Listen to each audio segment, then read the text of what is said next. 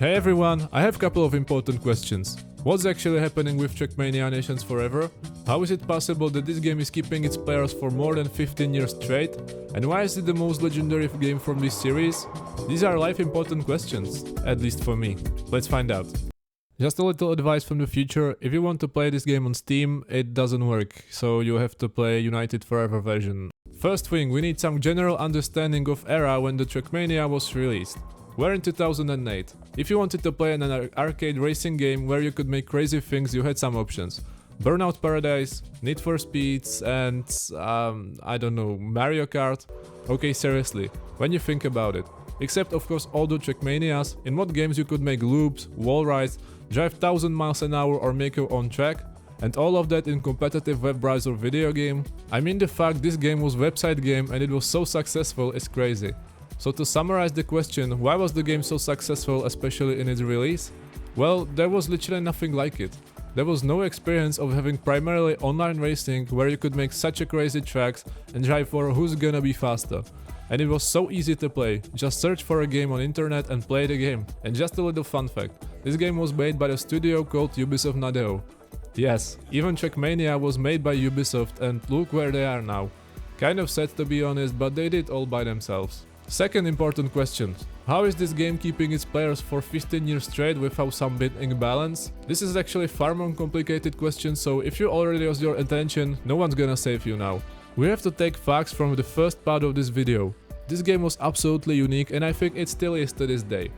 Even we have that kind of remake from 2020 and we're gonna talk about that more in a moment. Original Trackmania Nations Forever was still unique, even by the standards of other Trackmanias. When I actually tried to play Trackmania Sunrise in United Forever because I have big nostalgia to it, the driving model feels like seriously bad and undrivable. It's so sensitive and unrealistic, it doesn't matter what you're driving, it's just bad, and that includes pretty much every other Trackmania before Nations Forever. So what is most important thing that Nations Forever did well? For me it is getting driving fun and in the same time getting just right amount of realism. This game was a revolution. Second fact is its modding potential and very intuitive track editor. Combine these and you can make absolutely astonishing tracks that's gonna grab your attention even today. I don't catch myself in any moment of playing this game where I would be bored in online mode, if you have other people to race against obviously. These kind of things are also generating big speedrun potential that is fully exploited by the players.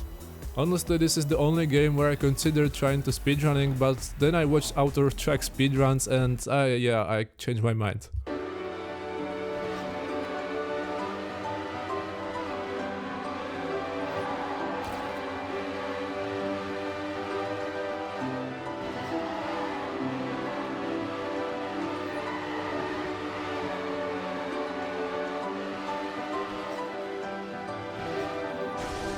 Next question, why did the new Trackmania failed? Well, I wouldn't say it failed.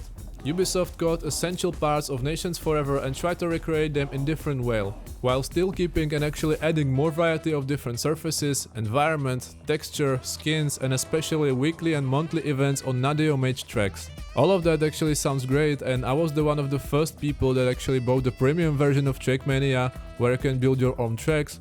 That was maybe the first problem because they tried to squeeze the most money from anything that was possible, because guess what, it is a free game. You probably know that, but that's okay.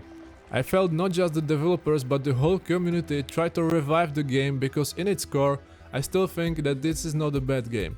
Driving model is different but fun, you have endless variety of tracks, even more endless than Nations Forever, you had much more developer content but something is still missing. And I think that something is not an easy answer, because there's so many factors which new Trackmania failed. For example, soundtrack. Couple of tones that are playing in the background of this game are nothing compared what we had in Nations Forever. Everyone will remember melodies when you get to the main menu or you start a race or you do something, because I feel like remake Trackmania wants to have a family-friendly melodies that are actually just worse and less interesting. I'm playing a racing game and I don't want a soundtrack like I would play, I don't know, Ratchet and Clank. Then you have very poor audiovisual side. I mean sorry, but the Formula car here sounds worse than Formula E in real life. Except of these engine sounds, there's not many sounds left, so it just feels empty. Also, new Trackmania have the worst UI I have ever seen in a AAA game. The whole main menu is so confusing and illogical that it's painful. When you combine these, game just feels empty and soulless sometimes, which is the quite opposite of what Nations Forever means to me. So the Trackmania Nations Forever. I'm proudly saying here that this is the best Trackmania that was ever made.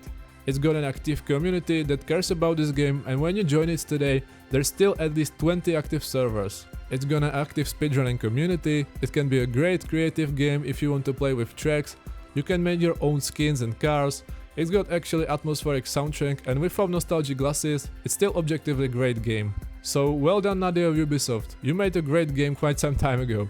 It's just upsetting that Ubisoft is now where it is. Hope you enjoy this kind of new format and let me know in the comments what do you think about this game. Bye bye.